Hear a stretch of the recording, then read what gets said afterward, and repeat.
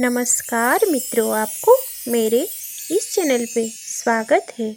आज का इस वीडियो में हम महालक्ष्मी जी की कृपा प्रार्थना स्तोत्र अर्थ सहित जानेंगे और इस स्तोत्र की उत्पत्ति की कथा के बारे में भी जानेंगे। हिंदू धर्म में माँ लक्ष्मी को धन, समृद्धि, ऐश्वर्य की देवी कहा जाता है। उनकी पूजा सच्चे मन से करने से उनकी विशेष कृपा मिलती है।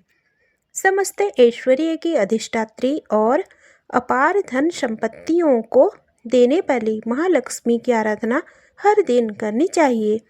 महालक्ष्मी की कृपा से वैभव, सौभाग्य, आरोग्य, ऐश्वर्य, शील, विद्या, विनय, अज, गांधीर्य और कांति मिलती है। आश्चर्यजनक रूप से असीम संपदा मिलती है। प्रस्तुत है इंद्र द्वारा रचित महालक्ष्मी कृपा प्रार्थना स्तोत्र की कथा।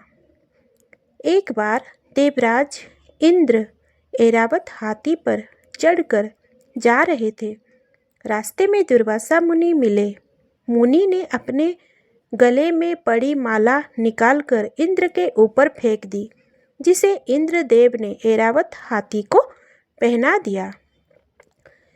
तीव्र गंध से प्रभावित होकर ऐरावत हाथी ने सूंड से माला उतारकर पृथ्वी पर फेंक दी। ये देखकर दुर्वासा मुनि ने इंद्र को श्राप देते हुए कहा, हे इंद्र, ऐश्वर्य के घमंड में तुमने मेरी दी हुई माला का आदर नहीं किया। ये माला नहीं है, लक्ष्मी का धाम थी। इसीलिए तुम्हारे अधिकार में स्थित तीनों लोकों की लक्ष्मी शीघ्र ही अदृश्य हो जाएगी। महर्षि दुर्वासा के श्राप से त्रिलोकी श्रीहीन हो गई और इंद्र की राज्य लक्ष्मी समुद्र में प्रविष्ट हो गई। देवताओं की प्रार्थना से जब वे प्रकट हुई, तब उनका सभी देवता ऋषि मुनियों ने अभिषेक किया। देवी महालक्ष्मी की कृपा से संपूर्ण विश्व समृद्धिशाली से और सुख शांति से संपन्न हो गया। आकर्षित होकर देवराज इंद्र ने उनकी इस प्रकार स्तुति की। महालक्ष्मी कृपा प्रार्थना स्तोत्र। इंद्र उवाच, नमस्तुस्ते महामाये श्रीपीठे सुरपूजिते शंखचक्र गदाहस्ते महालक्ष्मी नमस्तुते। महालक्ष्मी नमस्तुते। अर्थात इंद्र बोले, श्री पीठ पर स्थित और देवताओं से पूजित होने वाली हे महामाये, तुम्हें नमस्कार है। हाथों में शंख, चक्र और गदा धारण करने वाली हे महालक्ष्मी, तुम्हें प्रणाम है। नमस्ते गरुडारूढ़े कोलाशूर भयंकरी सर्वपाप हरे देवी महालक्ष्मी नमस्तुते। महालक्ष्मी नमस्तुते। अर्थात इंद्र बोले, गरुड़ पर आरूढ़ होकर कलासुर को भय देने वाली और समस्त पापों को हरने वाली हे भगवती महालक्ष्मी, तुम्हें प्रणाम है। सर्वज्ञे सर्ववरोति देवी सर्वदुष्ट भयंकरी सर्वदुःख हरे देवी महालक्ष्मी नमस्तुते। महालक्ष्मी नमस्तुते। अर्थात सब कुछ जानने वाली, सबको वर देने वाली, समस्त दुष्टों को भय देने वाली और सबके दुखों को दूर करने वाली हे देवी महालक्ष्मी, तुम्हें नमस्कार है। नमस्कार है।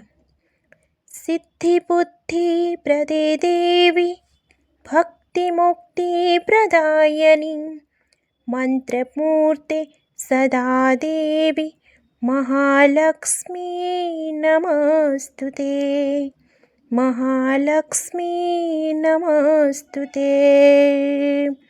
अर्थात सिद्धि बुद्धि भोग और मोक्ष देने वाली हे मंत्रपूत भगवती महालक्ष्मी, तुम्हें सदा प्रणाम है, प्रणाम है।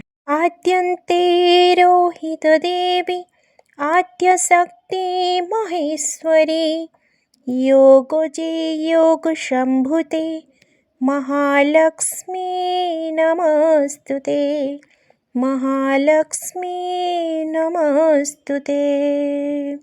अर्थात हे देवी, हे आदि अंतरहित आदि शक्ति, हे महेश्वरी, हे योग से प्रकट हुई भगवती महालक्ष्मी, तुम्हें नमस्कार है, नमस्कार है। स्थूल सूक्ष्म महारौद्रे महाशक्ति महोदरी महापाप हरे देवी महालक्ष्मी नमस्तुते, महालक्ष्मी नमस्तुते।